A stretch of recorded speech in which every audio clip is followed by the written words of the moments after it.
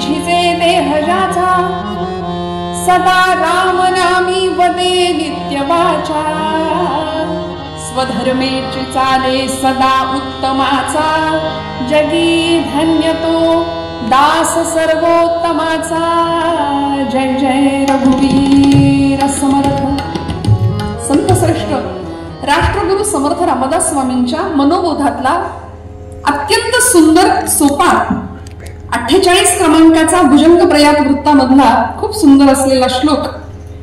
अनेक श्लोकांमध्ये दासाची लक्षणं समर्थांनी सांगितली आहेत. सर्वोत्तम दास कुणाला म्हणायचं, सर्वोत्तम भक्त कुणाला म्हणायचं.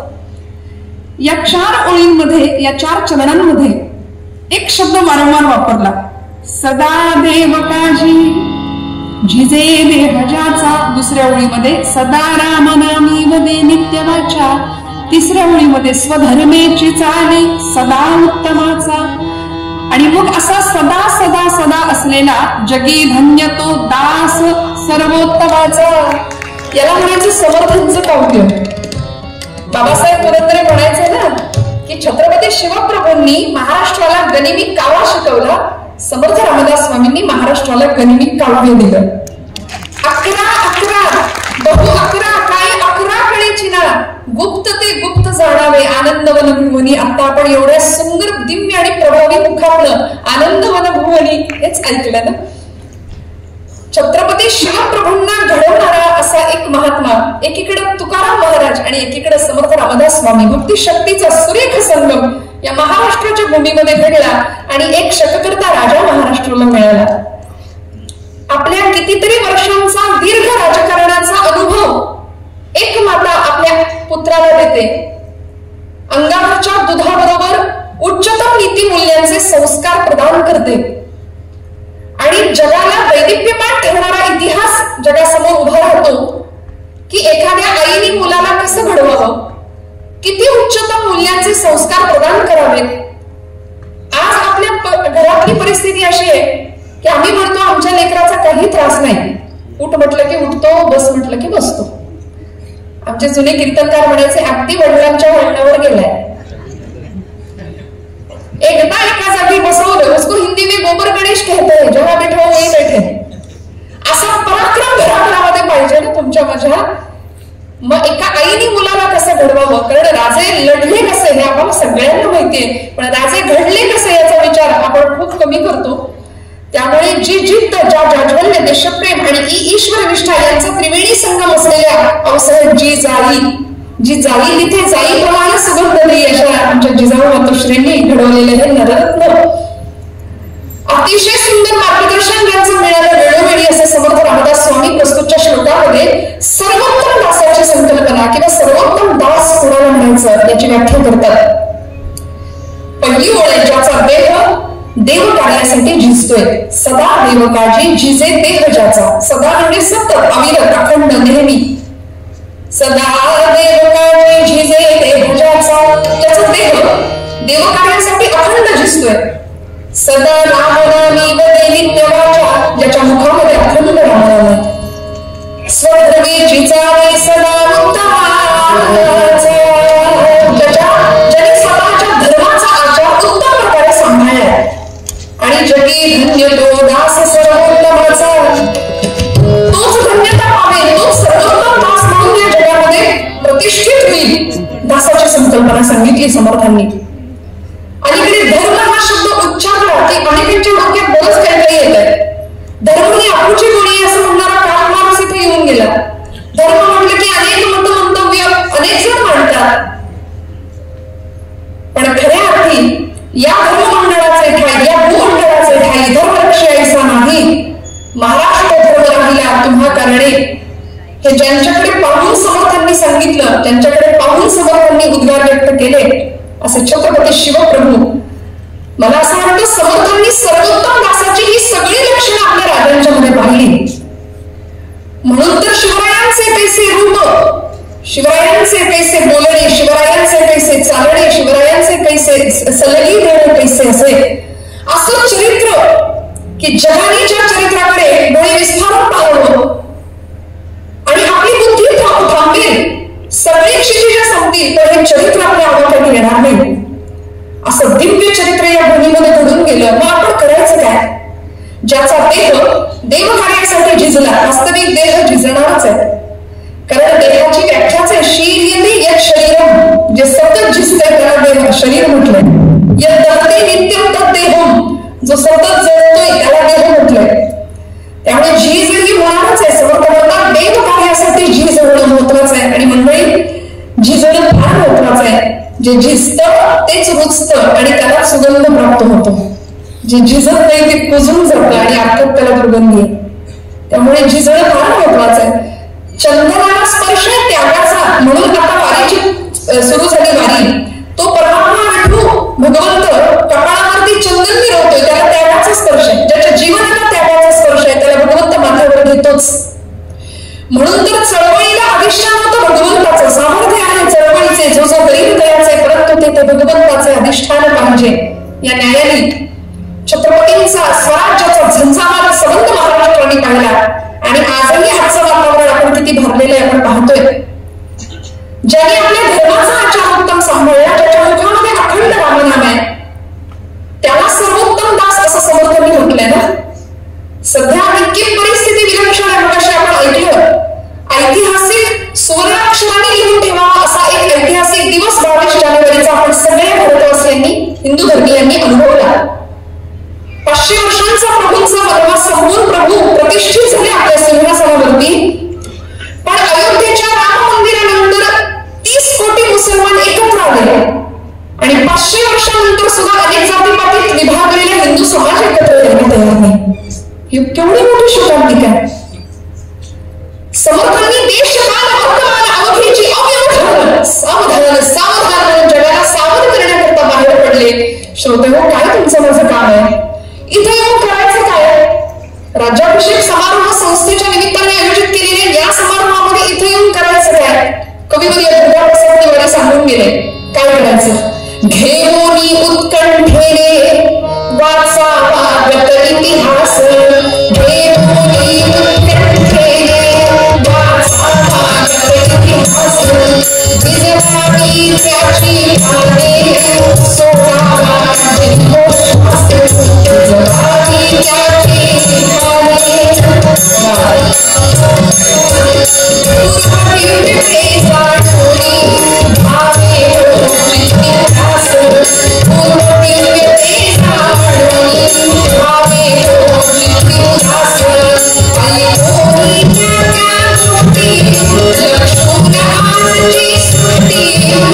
अंतरात्मा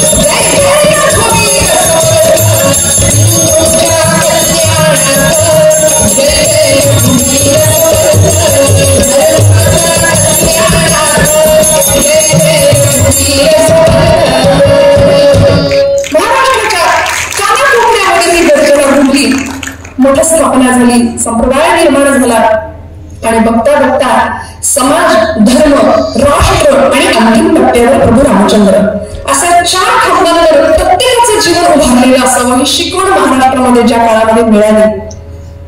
श्रोतेहो, तुमचं माझं काम आता काय आहे याचा विचार आपल्याला करावा लागेल. घरामध्ये आमच्याकडे भरपूर भौतिक सुविधा आहेत. महापुरुषांनी अमुक केलं, महापुरुषांनी तमुक केलं, आपण सगळे ऐकतो. छत्रपतींचा इतिहास ऐकला, समर्थांनी काय केलं आपण ऐकलं. आपण काय करायचं? तुमच्या माझ्याकडे घरामध्ये सगळ्या भौतिक सुविधा आहेत. लाखो रुपयांचं फर्निचर आहे, लाखो रुपयांचे LED टीव्ही, पण मला असं वाटतं 50 रुपयाचं पुस्तक घरात मिळेल की नाही याची खात्री नाही. म्हणून म्हटलं घेऊन उत्कंठेने वाचावा गत इतिहास, भिजवावी त्याची पाने नाही हो.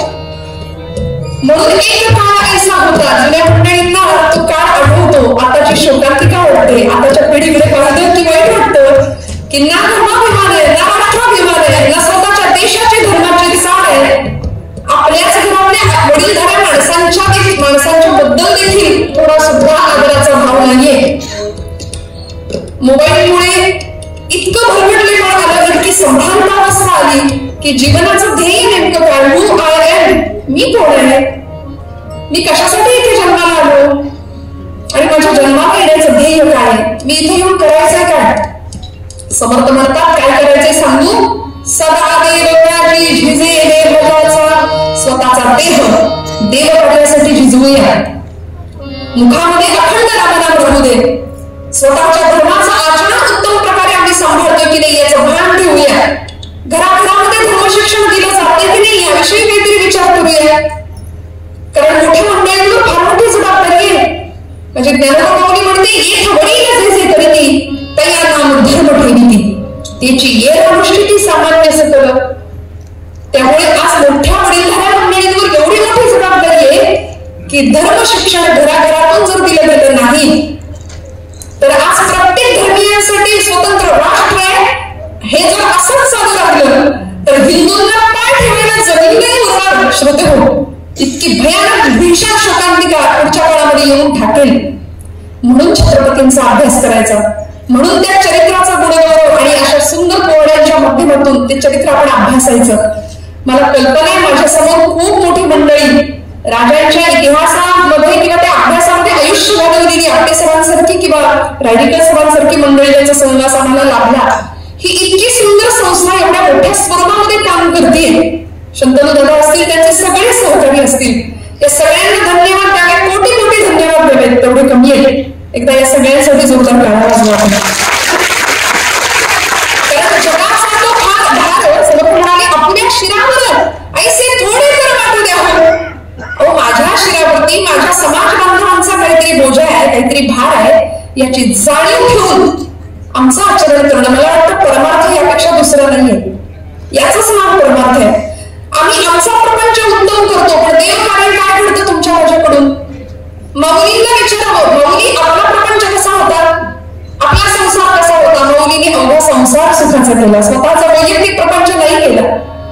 आपण आपलं पहिलं गाठी मारून सगळं जमवण्याचा प्रयत्न करतो ना.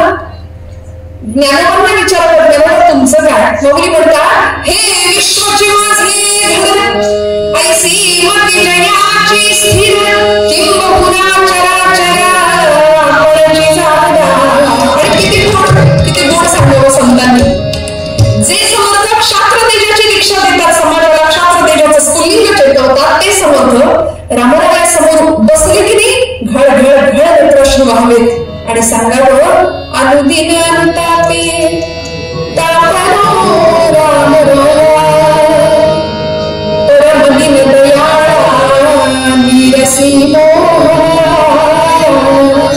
अचपळ मन माझे नाव रे आवडीला तुझ मिळशील होतो घावरे घाव. शस्त्रधारी भगवंत समर्थांनी पसंत केला. समोर प्रत्येक आपल्या अवताराच्या हातामध्ये बघा तुम्ही शस्त्र आहे. प्रभू रामचंद्रांच्या हातात शस्त्र आहे आणि सावरकर म्हणाले शस्त्र पापना स्वयेची शस्त्र पुण्य ना स्वये इष्टता अनिष्टता त्याचे हेतून येचे. आज आमच्या पिढीला रक्त बघितलं की चक्कर येते. आणि राजे तुम्ही जन्माला या कशासाठी हो? रक्त बघितलं की चक्कर येते, हातात शस्त्र घेण्याचं धाडस नाही, मुलींना स्वसंरक्षणाचं शिक्षण नाही. नवरात्र आलं की रंगबिरंगी साड्या नेसायच्या. फक्त 10 दिवस आम्ही, आज हा रंग उद्या तो रंग. गणपती उत्सव आले की तो चमचा तोंडामध्ये धरायचा, त्याच्यावर लिंबू ठेवायचं आणि पळायचं. यातून आम्ही काय पराक्रम शिकवणार आहे? काय काळ होतं? त्या काळचं शिक्षण सुद्धा काय होतं? वयाच्या 5व्या-6व्या वर्षी कमरेला तलवार अडकून फिरायचे राजे. आणि शिक्षण सुद्धा असं होतं, जमवून मांड घोड्याला बरं धाव कसा फेकावा, जमवून मांड घोड्याला बरं धाव कसा फेकावा, माता पुढे भावा किंवा खंड कसा छेडावा, जाताना खडकाने रिपट कसा कापावा. हे शिक्षण तरुणाचे देशभक्त ज्ञानोदीचे एकच पदवी होती, ना BA-LLB-चे, ना BA-LLB-चे. उपयोग काय पण आता एक काळ ऐसा होता, उपयोग काय पण आता एक काळ ऐसा होता, उपयोग काय पण आता एक काळ ऐसा होता. म्हणून त्या काळामध्ये आम्हाला जावं लागेल, त्यातून प्रेरणा घ्यावी लागेल. आज महाराष्ट्रातल्या गडपटांमध्ये रक्ताचे पाठ वाहिले, तोफेचे गोळे अंगावर झेलले इथल्या लोकांनी. मग त्याचं स्मरण आम्हाला करावं लागेल. ज्या छत्रपती शिवप्रभूंनी स्वराज्यावर अनेक संकटांचा झंझावात येत असताना सुद्धा संयम ठेवला. राजांना नरसिंह ही पदवी आपण देतो. सावरकरांनी वर्णन केलं, हे हिंदू शक्ती संभूत दीप्ततम तेजा, हे हिंदू तपस्या पूत ईश्वरी ओजा, हे हिंदू श्री सौभाग्य भूतीच्या साजा, हे हिंदू नरसिंहा प्रभू शिवाजी राजा, हे हिंदू नरसिंहा प्रभू शिवाजी राजा. का हो? अफजल खान नावाचा क्रूरकर्मा पठाण महाराष्ट्राच्या दिशेने येतोय माहिती होतं, कळत होतं. नव्हे, समर्थांनी निरोप पोहोचवला होता. विजापूरचा सरदार निघालाय, जो मात्र निघाला खान सरदार विजापूर भाला, शिवनेरीच्या शिवसिंहा हो सावध झुंजाळ्याला, भिडवतो मराठी भाला नाचत्या चंद्रकोरीला. या वार्ता पोचविणारे शिष्य जे मठाचे प्यारे, ते घोषत होते मंत्र रघुवीर समर्थ. सगळीकडे निरोप पोहोचला. राजे सिद्ध होते, कटिबद्ध होते. मूर्तिभंजन शिकंज असलेला अफजल खान खरं तर विजापूरच्या दरबारामध्ये चांदीच्या पट्ट्यात ठेवलेला विडा उचलला आणि शिवाजी को पहाड़ का चूहा है उसे यूं पकड़ के लाऊंगा असं म्हणणारा अफजल खान. बड़ी बेगम साहिबा विचारते, अफजल खान चूहे को पकड़ने के लिए कितनी फौज चाहिए बताओ? अफजल खान म्हणतो, यूं ही कोई 20-22 हजार. प्रश्न पोचत होता, उंदराला पकडायला 22,000 पोच. खरं तर आतून घाबरलेला अफजल खान मनात विचार करतो, हिंदूंच्या धर्मभावना दुखवूया आणि म्हणून विजापूरहून थेट महाराष्ट्रात किंवा उत्तराखंडाच्या पायथ्याशी न गेला तो तुळजापूरला गेला. आणि झालं काय हो? तुळजापूरच्या आई जगदंबेच्या समोर उभा राहिला. पैजेचा विडा उचलला,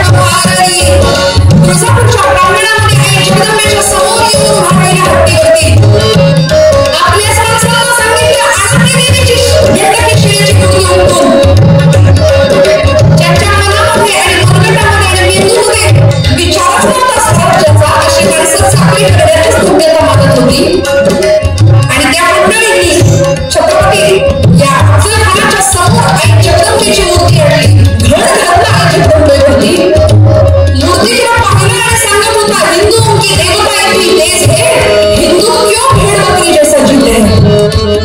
पहिल्या मूर्तीला घाण धरतीवर फेकले, ठिकऱ्या झाल्या दोन्हीच्या, जाती घेऊन माणसं बोलवली, रांगोळी सगळ्या घराघरात पसरवली आणि कट्ट्याला हास्य करत होता मैंने परमात्मा की मिट्टी बनाई है कोई भाई का जो मिट्टी से परमात्मा को किसी पैदा कर सके?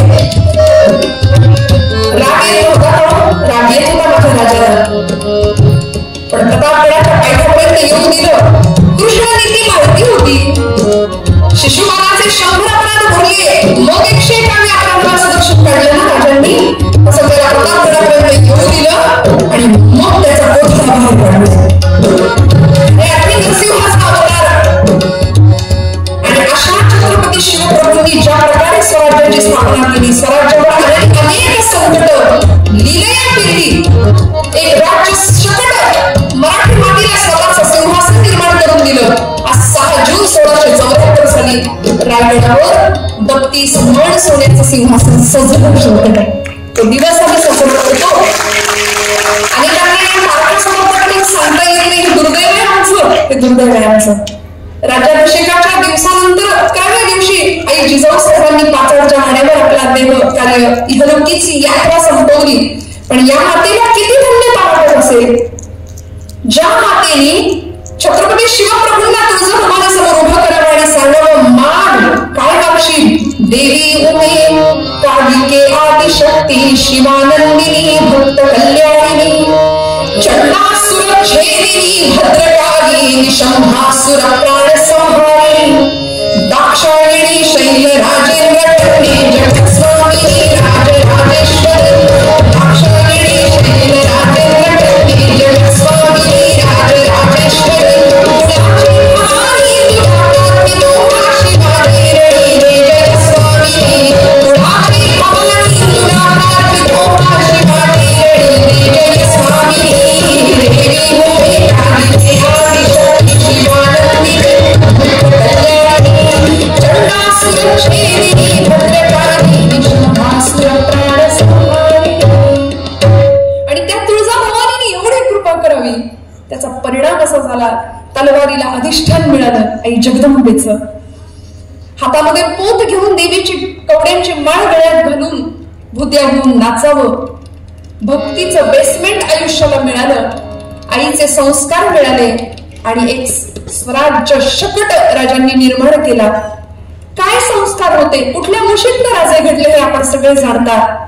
कीर्तनाच्या पद्धतीनुसार पूर्वरंग आणि उत्तररंग म्हटल्यानंतर पूर्वरंगामध्ये मी इथेच रमते आणि कथा भागाकडे जाताना राजांच्या आयुष्यातला पहिला खटला मला आपल्याला सांगायला आवडेल आणि त्यासाठी जिजाऊ मातोश्रींचं काय योगदान होतं हे आपण उत्तररंगामध्ये बघूया.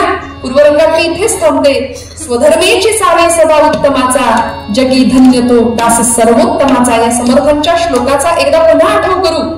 कीर्तनाच्या नियमानुसार थोडा वेळ मस्त हाताने टाळी मुखारी नाम घेऊन नामस्मरण करू आणि मग कथेकडे वळूया. सदा देव काजी झिजे देहजाचा, सदा देव काजी झिजे देहजाचा.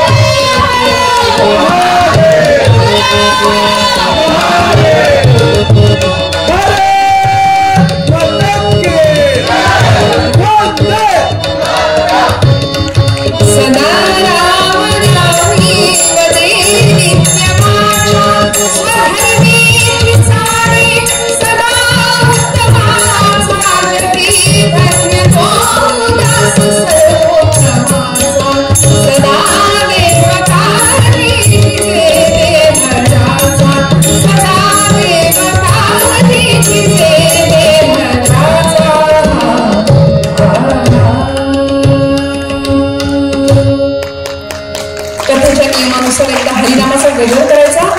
मस्त सगळ्यांनी एकदम छान हाताने टाळी मुखाने खडखडीत आवाजामध्ये नाम घेऊया. श्रीराम जय राम जय जय राम बोला सगळ्यांचा आवाज द्या. श्रीराम जय राम जय जय राम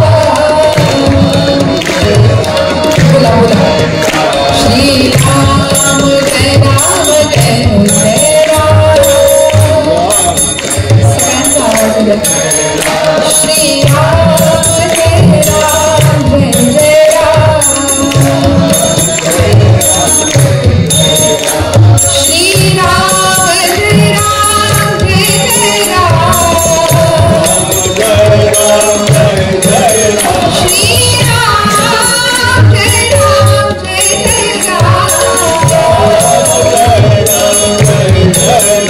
श्रीराम जय राम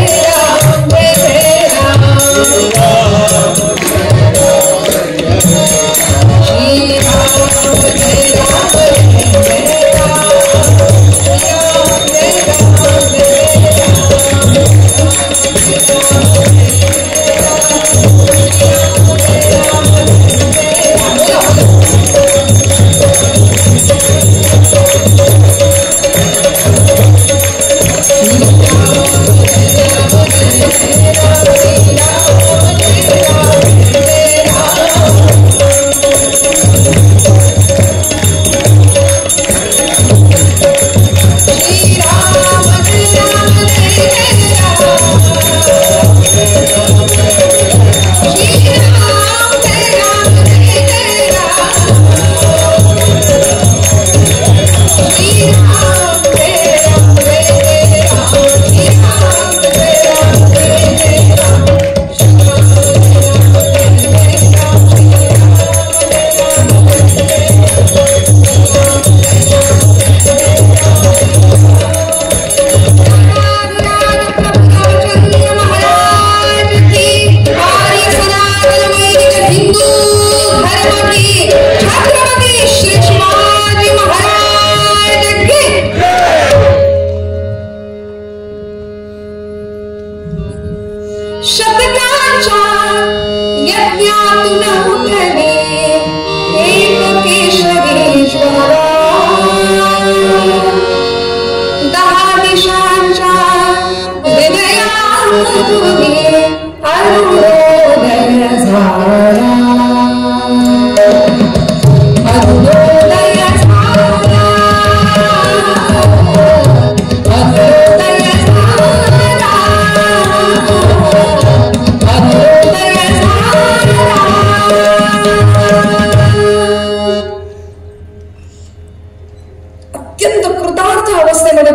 आऊसाहेब जिजाऊ पुन्हा एकदा दत्तस्मृतींना उजाळा द्यावा म्हणून राज्याभिषेक सोहळा पार पडला आणि काय वाटलं पुण्याच्या कसबा गणपतीच्या दर्शनाला जावं. सर बताइए कौन है म्हणून पालखीत बसल्या आणि मेण्यात बसल्या आणि भुयांनी तो मेणा घेऊन पुण्याच्या कसबा गणपतीच्या मंदिरासमोर थांबवला. आतून एक हात बाहेर आला. हाताला आधार द्यायला एक दासी झपकन पुढे धावली. मोतिया रंगाची शाल अंगावर परिधान केलेल्या पांढरं लुगडं नेसलेल्या आमच्या आऊसाहेब जिजाऊ पाहिलं. सगळं गाव जमा झालं होतं आऊसाहेबांना पाहायला. एखादी कुणीतरी यायची आणि म्हणायची या बाया आऊसाहेब आले ती आऊसाहेब आले ती आऊसाहेब आले ती बिगी बिगी चला आऊसाहेबांचं दर्शन घेऊया. आऊसाहेबांनी त्याही गर्दीमध्ये एखाद्या महिलेला ओळखावं. सखू सखू तूच ना ग खाजगीकडे होतीस लाल महालात माझ्यासोबत. आणि त्याही परिस्थितीत त्या बाईने पदराचा गोळा तोंडात कोंबून सांगावं या बाया इतकी वर्षांनी आऊसाहेबांनी मला ओळखले मला ध्यानात ठेवले. याला म्हणायचं माणसं जपणं.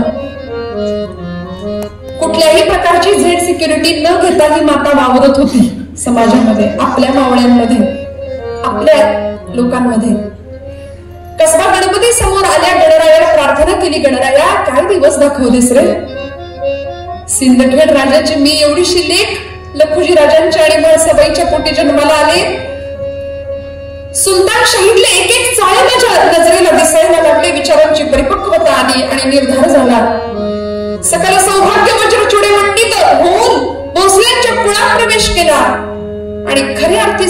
दिवाळीचे सगळे चाळे पुन्हा दिसायला लागले. आपल्याच माया बापड्यांना डोळ्या देखत आपल्या समोर ओढून नेलं जात होतं. आपल्या डोळ्या देखत अगदी लुटताना बघताना दुसरा इलाज उरला नव्हता. समर्थ म्हणायचे कित्येक ब्राह्मणी गुजरणी भ्रष्ट गेल्या, किती एक हाल होऊन गेल्या, किती एक देशांतरात त्या विकिल्या. इतकी भयान भीषण अवस्था. ज्ञान कलंकित झालेलं, शौर्य भयभीत झालं होतं, तारुण्य दिशाहीन झालेलं, वार्धक्य निराधार झालं होतं. चारित्र्याची होळी पेटत होती आणि त्या होळीत आमची माणसं आमच्याच माणसांना टाकून शिमगा साजरा करत होती. आणि अशा वेळी सर्व संघाचा परित्याग केलेले संत महात्मे आई जगदंबेकडे साकडं घालत होते. आऊसाहेबांना कितीतरी काळ मागे गेल्या आणि आज अचानक आठवला तो दिवस, शिवनेरी किल्ल्यावरचा शिवाई देवीचा कृपा प्रसाद मला मिळाला. आई आई माझं साकडं ऐकून घेतलंस, आई माझं मागणं पूर्ण केलंस. काय होतं मागणं? मूर्तिमंत सौदामिनी उंबरठ्यावर उभी होती, 3.5 शक्तिपीठांकडे गारहण घालत होती. सकल साधू संतांनी आई जगदंबेकडे गारहण घालावं. बये बये दार उघड, दार उघड बाई, आता दार उघड बाई, दार उघड बाई, आता दार उघड बाई, दार उघड बाई, आता दार उघड बाई, दार उघड बाई, आता दार उघड बाई, दार उघड बाई, आता दार उघड बाई, दार उघड बाई, आता दार उघड बाई, गणपती वासिनी दार उघड बाई, तुळजापूर भवानी दार उघड बाई, माहूरची रेणुका दार उघड बाई, गोगाईची अंबा दार उघड बाई, तेलंगण लक्ष्मी दार उघड बाई, दार उघड बाई, आता दार उघड बाई, दार उघड बाई, आता दार उघड बाई. आई राजा उधर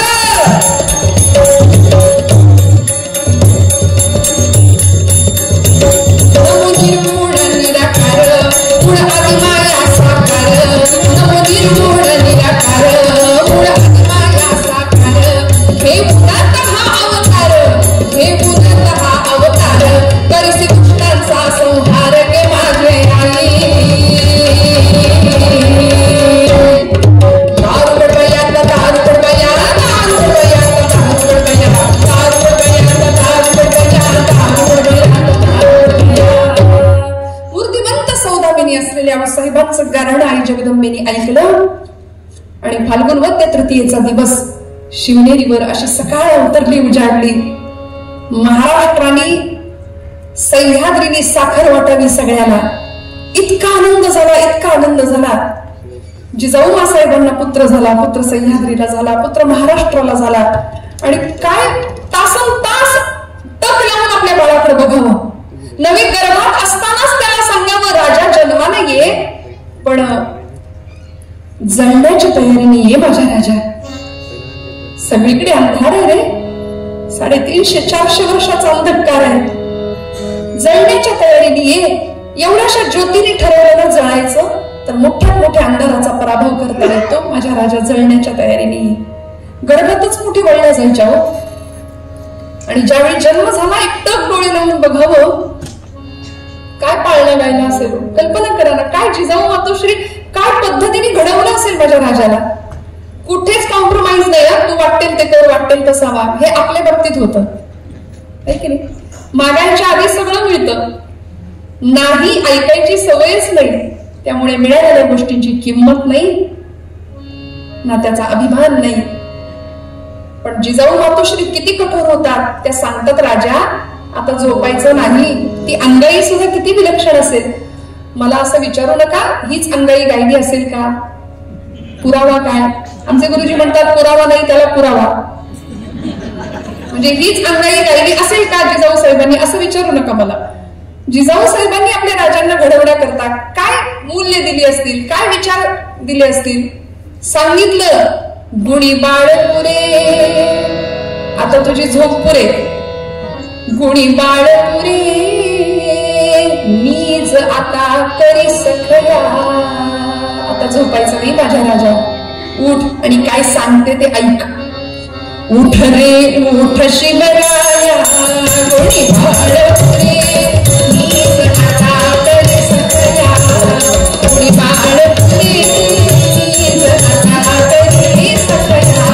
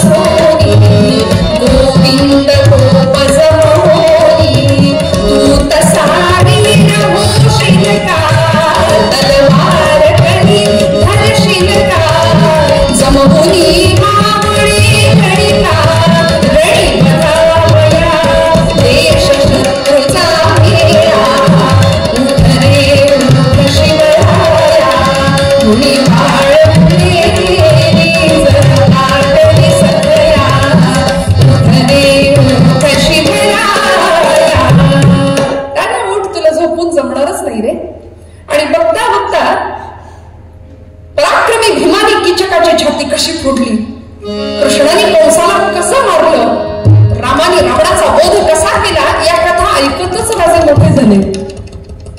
आणि मग पुण्याच्या भूमीमध्ये ज्यावेळी 5व्या वर्षी आणलं त्यावेळी राखेचे डोंगर साचलेले स्मशान झालेलं गावचं स्मशान झालेलं.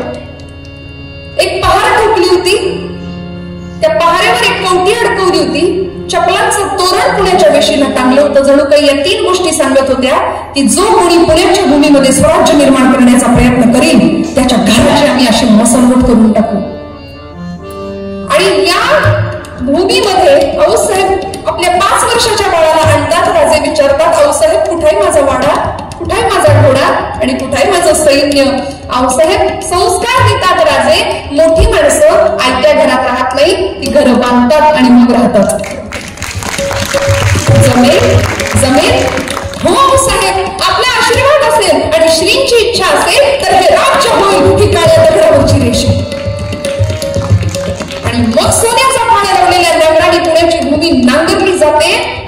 तांदळा सापडतो गणपतीच्या आकाराचा कसबा गणपती म्हणून स्थापना होते. लाल महाल सिद्ध होतो आणि बघता बघता राजांचं वय वाढतं, विचारांची परिपक्वता मिळते. 12 मावळ्यातल्या लोकांच्या आशा अपेक्षा उंचावतात की ही मायलेकरं जगाला ललामभूत आणि दैदिप्यमान ठरेल असा इतिहास घडवतील.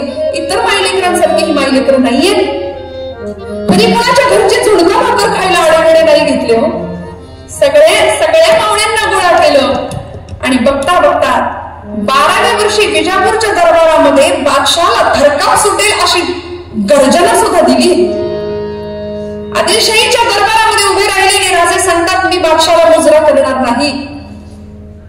आई, मी नाही म्हणत असताना सुद्धा तू म्हणालीस म्हणून मी दरबारात गेलो, कारण जिजाऊ मातोश्रींचा संस्कार होता राजा, आपल्याला गेलं पाहिजे. वडिलांना भेटायला गेलं, शिवबाची आणि शहाजीराजांची भेट व्हावी म्हणून विजापूरला घेऊन गेल्या होत्या. 12व्या वर्षी मजल दरमजल करत प्रवास झाला. जाताना आपला देव्हारा सोबत नेला होता. सगळे लोक तिथले म्हणायला लागले, आऊसाहेब हे इथे चालणार नाही, इथे फक्त नमाज असतो म्हणाले, सकाळचा आवाज, हे इथे चालणार नाही. पण आमचा धर्म, आमची संस्कृती, आम्ही जिथे जाऊ तिथे अभिमानानं मिरवू, कारण आम्हाला आमच्या श्रीमंतीचाच अभिमान नाही. स्वामी विवेकानंद म्हणायचे, आम्ही कसं जिथे जाऊ तिथल्यासारखे राहतो. तिथे गेल्यावर बरमुडा घातलेला चालतो ना, मग आम्ही तिथे तेच घालू, कारण धोतर आमची परंपरा होती ती आम्ही मागे टाकली. पण जिजाऊ साहेब म्हणतात, राजा तू कुठेही जाऊ द्या, तुझ्या गळ्यामध्ये देवी भक्तीची कवड्यांची मान असणार, तुझ्या मस्तकाला जिरे डोक असणार, कपाळाला केशरी गंध असणारच, आणि आपली सकाळ ही भूपाळीनीच होणार. म्हणून विजापूरच्या प्रांतामध्ये भूपाळीचे स्वर घुमले. घनश्याम सुंदरा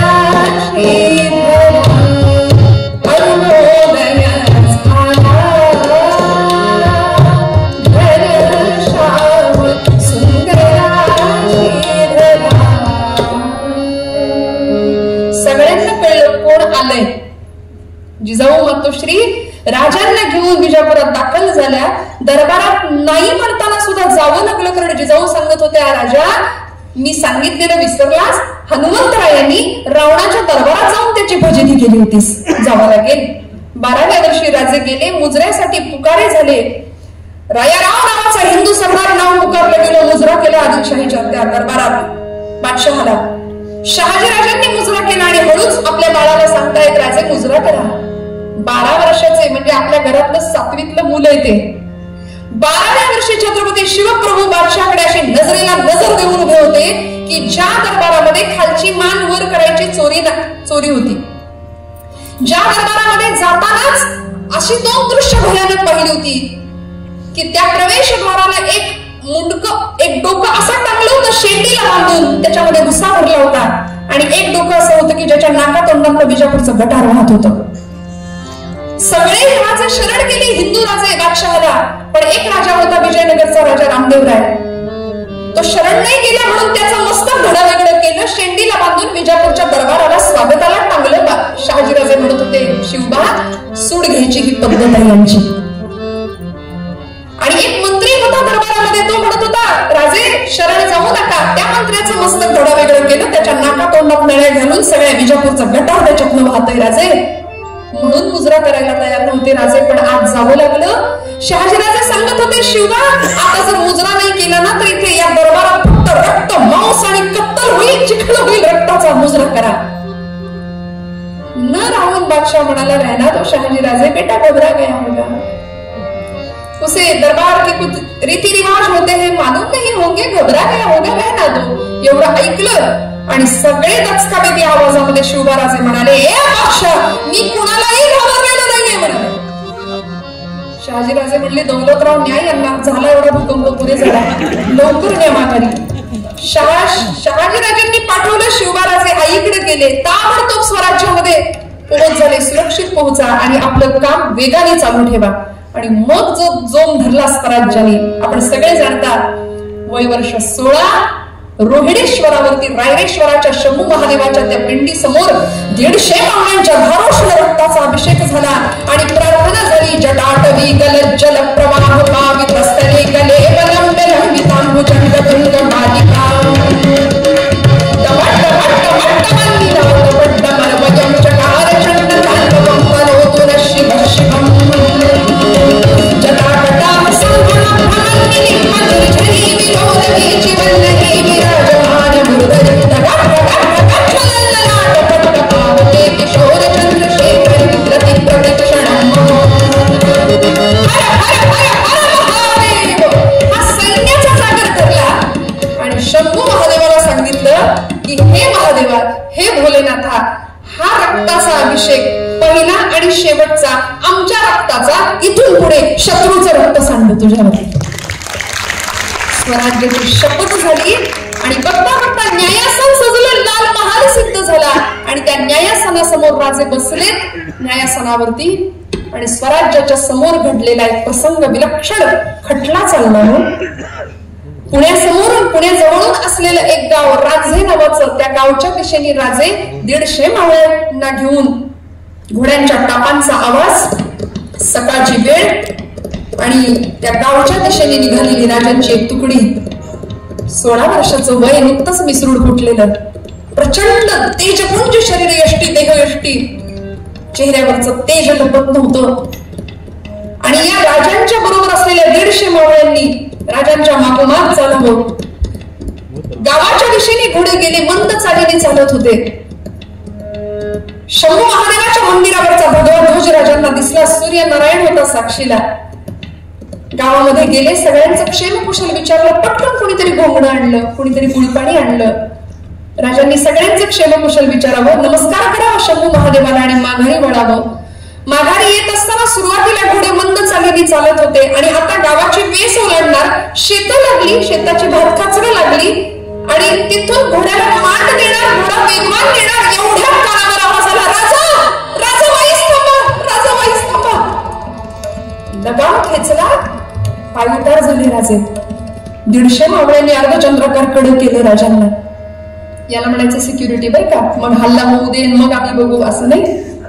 जीवाला जीव देणारी माणसं होती. प्रचंड त्याग होता.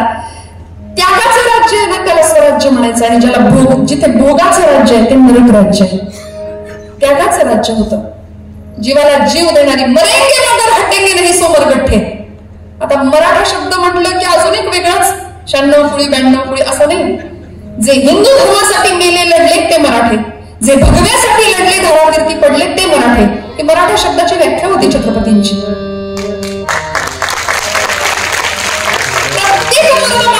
जीवाला जीव देणारा होता. आवाज कानावर आला, राजा, राजा वाईस थांबा. दुरून लांबून एका शेतात 70-75चा म्हातारा वयोवृद्ध ग्रस्त, डोक्याचा मुंडास काढलं, बगले दाबलं, कपाळाचा घाम टिपला आणि ठेचकड धडपडत त्या ढिकडातून चालत येत होता. राजांच्या समोर आला आणि सगळ्यांकडे बघून म्हणाला की अरे तुमच्यापैकी शिवबा राजा कोण आहे? तानाजींनी सांगावं, अहो म्हातार बाबा, तुम्ही ओळखत नाही मी आमच्या राजासनी. अहो हेच नव्हतं आमचं राज. त्याला वाटलं की राजा म्हणजे कुणीतरी 50शीचा माणूस असेल, एवढं मोठं राज्य निर्माण केलंय. सर्वांगावरला हात फिरवला, गालावरला हात फिरवला, पटापट मुके घेतले. शाबास रे माझ्या राजा, लई चांगलं राज्य करतोयस. आणि असं करता करता करता हात राजांच्या कमरेला असलेल्या त्या तलवारीच्या मुठीकडे गेला. एक विधभर तलवार खरकन बाहेर आली म्यानातून राजांनी एखादा मातीचे ढेकूळ जसं पाण्यात विरघळावं तशी मूठ सैल झाली आणि म्हातारा खाली बसला. ओक्साबोक्षी गुडघ्यात मान घालून रडायला लागला. सगळ्यांनी त्याच्या पाठीला, छातीला, पोटाला भाले लावले. अरे आमच्या राजाच्या जीवावर उठतोस होय? राजांनी ओळखलं प्रकार काहीतरी वेगळ्या बाजूला केलं. सगळ्यांना म्हातार बाबांना उठवलं, खांद्याला धरून सांगितलं, आजोबा काय आम्हाला मारायचा विचार होता का? आम्हाला मारायचा विचार होता? नाही रे राजा, अरे माझं संत आयुष्य तुला मिळू द्या. तुला कोण रे मारतो? अरे मारायचंच आहे तर तुझ्या तलवारीनं मारावं म्हणून तुझी तलवार उपसत होतो. सांगा बाबा, असा कोणता प्रसंग तुमच्यावर आला की ज्यामुळे तुम्हाला मरावंसं वाटतं? यासाठी का आम्ही स्वराज्याचा घाट घातला? इथे देवळातला देव, वेदशाळेतला वेद, स्त्रीचं शील, तरुणांचा पराक्रम आणि वृद्धांचं जीवन सगळं सुरक्षित राहावं याकरता स्वराज्याचा घाट माझ्या मातोश्रींच्या करवी आम्ही घातलाय. मग तुम्हाला मरावंसं का वाटतं सांगा? आणि त्या आजोबांनी आपली कर्म कहाणी सांगायला सुरुवात केली. राजा, माझं बी तुझ्यासारखं, अक्षी तुझ्यासारखं एक पोरग आहे. मला म्हणायचं मला शिवबाराजाच्या सैन्यात जायचंय. मी म्हटलं, तू जर शिवबाराजाच्या सैन्यात गेला तर म्हाताऱ्याच्या पोटाला तुकडा कोण देईल? म्हणून नको नको म्हणत असताना त्याचं लग्न लावून दिलं. मुलगी घरात आली. नक्षत्रासारखी माझी सून, माझी लेक. पूजेचा दिवस होता. गावच्या सगळ्यांना जेवू घातलं, लाडवाची पंगत घातली. राजा, गावचं पाटील सुद्धा जेवायला आलं होतं. आणि पाटलाला लाडू मारायला म्हणून पोरगी खाली वाकली. पाटलाच्या हृदयातला रावण जागा झाला. राजा, दुर्योधन जागा झाला. आणि एकदा का माणसाच्या मनात रावण किंवा दुर्योधन जागा झाला की माणूस अपप्रभाव विसरतो. माझी पोरगी रोज पाणवठ्यावर जायची. रोज मला सांगायची, बाबा पाटील माझ्याकडे वाकड्या नजरेने पाहतात. मी म्हणायचो, आपला जुना जमाना, राजाने मारलं, पावसाने झोडपलं, कुणाला सांगणार? गावचं पाटील आपलं मायबाप आहे ती पुरी. पण नाही राजा, एक दिवस सकाळी सकाळी मी माझी बैलजोडी घेऊन पाण्यावर पाणवठ्यावर गेलो. पाण्यावर काहीतरी तरकत होतं माझा राजा. आणि ते दुसरं तिसरं काही नव्हतं, माझी सून होती, माझी लेक होती. राजा, पाटलांनी विश्वासघाताने तिच्याशी नको तो बदल केला, नको तो व्यवहार केला. आणि असा मलिन देहपतीच्या संसारात न्यायचा कशाला म्हणून रातोरात हातून टाकली आणि जीवन संपवलं. माझ्या पोराला वेळ लागलं. राजा, याच्यापेक्षा तर मोगलाई लईच बरी होती. हे वाक्य ऐकलं, याच्यापेक्षा मोगलाई बरी? आणि तळपायाची आग मस्तकाला सरकली. तानाजींना सांगितलं, तानाजी संध्याकाळच्या तासाचे टोक पडण्याच्या आत पाटलाला भुसक्या बांधून लाल महालाच्या चौकात हजर करा. म्हातार बाबांना आपल्या सोबत घोड्यावर घ्या. म्हातार बाबांना लाल महालात आणलं. संध्याकाळच्या तासाचे टोक पडण्याच्या पूर्वी तानाजींनी वाड्याच्या देठी दरवाजावर आपली तलवारीची मूठ आपटली आणि सांगितलं, पाटील पैसे का घरास? राजांनी बोलवले तुम्हासनी. अरे हा कोण राजा? आम्ही नाही मदत. आम्हाला बादशाहनं पाटीलकी दिली, आम्ही नाही राजाला मदत. 2-4 तलवारीचे हात झाले. पाटलाला मुसक्या बांधून तानाजींनी लाल महालाच्या वाड्याच्या चौकात आणलं आणि गयावया करायला लागला. त्याला वाटलं ही जात काहीतरी वेगळी आहे, पाणी काहीतरी वेगळं आहे. राजा कोण मुखाने न्याय द्या म्हणाला. शिवाजी राजे म्हणले, अरे वाट, कुठला लांडगा शेळीच्या पिलावर झडझडत घालताना पुरावा शिल्लक ठेवतो? तुला पुरावा मागण्याचा सुद्धा अधिकार नाही. साक्षी पुरावे काय मागतोस? पंतांनी त्याचा आरोप वाचून दाखवताना त्यांच्या जिभेला लगाम पडत होता. राजे म्हणत होते, पंत, जो व्यभिचार, जो पापाचार करताना याला याची आई बहीण आठवली नाही, तो वाचताना तुमच्या जिभेला का लगाम पडतोय? कळू द्या सगळ्या जगाला याचा पापाचार. आणि मग गुन्हा कळाला. शिक्षा सुनावायची होती. काय शिक्षा देणार या गुन्ह्याला? काय शिक्षा देणार? 16 वर्षाचं वय होतं माझ्या राजांचं. पलीकडे चिकाच्या पडद्याआड बसलेल्या आऊसाहेबांकडे फक्त एकदा पाहिलं आणि नजरेने सांगितलं, आऊसाहेब, स्वराज्याच्या समोर आलेला पहिला खटला आहे. मला असं वाटतं या खटल्याचा निकाल आपण द्यावा.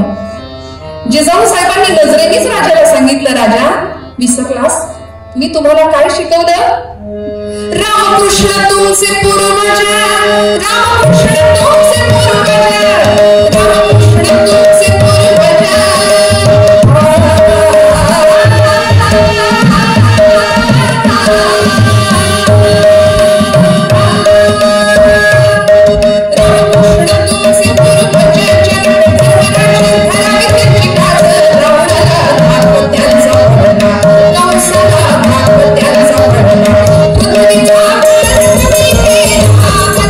Thank you.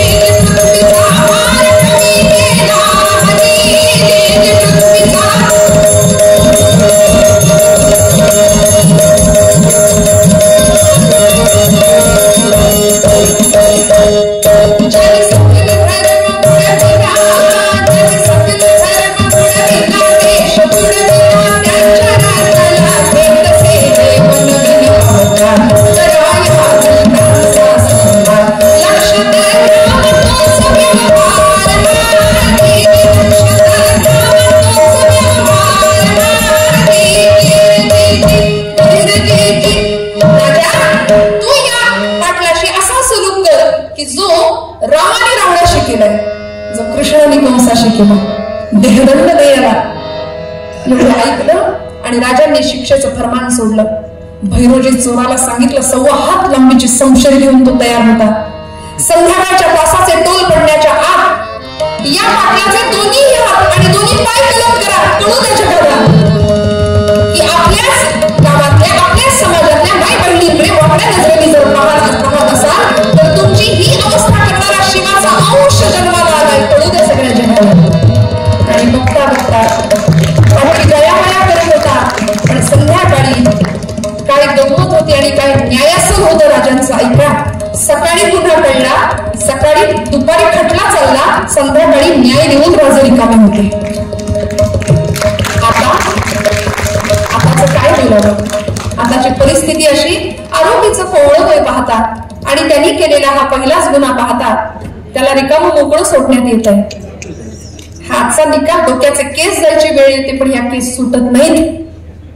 किती भीषण भयान अवस्था आहे. म्हणून राजांचा इतिहास ऐकायचा, म्हणून राजांचा इतिहास गायचा.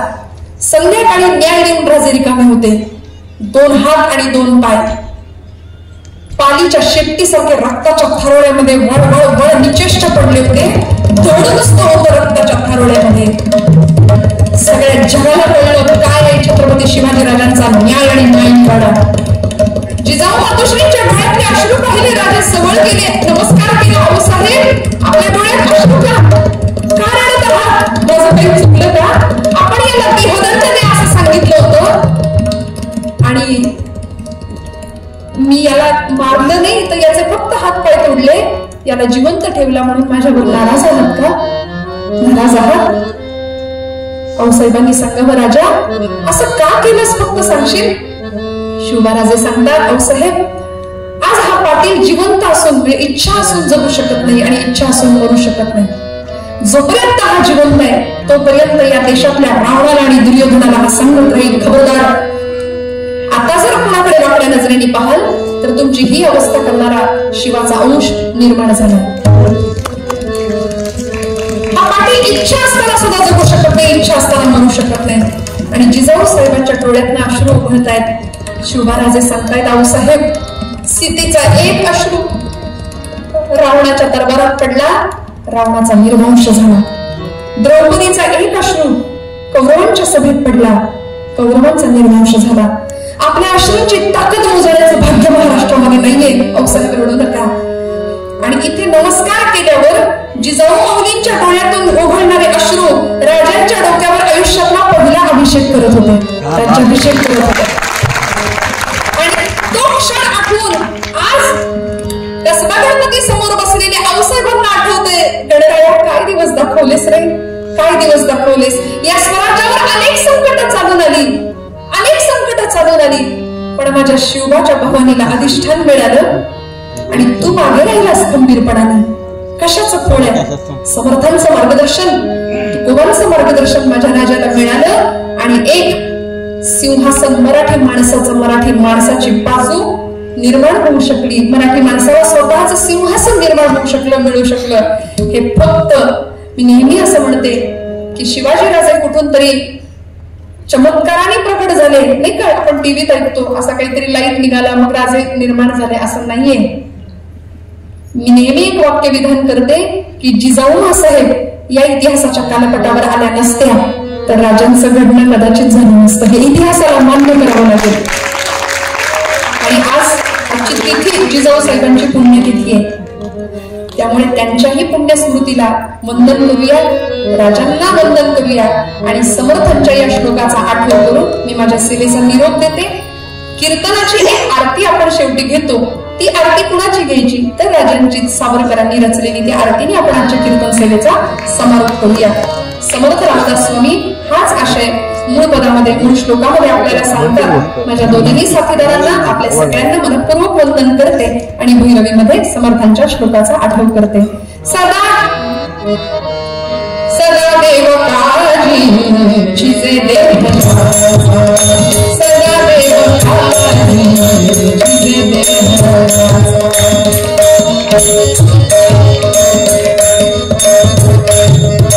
सदा राम रामी बसे नित्य वाचा सदा राम रामी बसे नित्य वाचा सद्रमी चाले सदा उत्तमाचा जगी धन्य तो दास सर्वोत्तमाचा सदा देव काळजी जिचे देवाचा सदा देव काळजी जिचे देवाचा सदा देव काळजी जिचे देवाचा.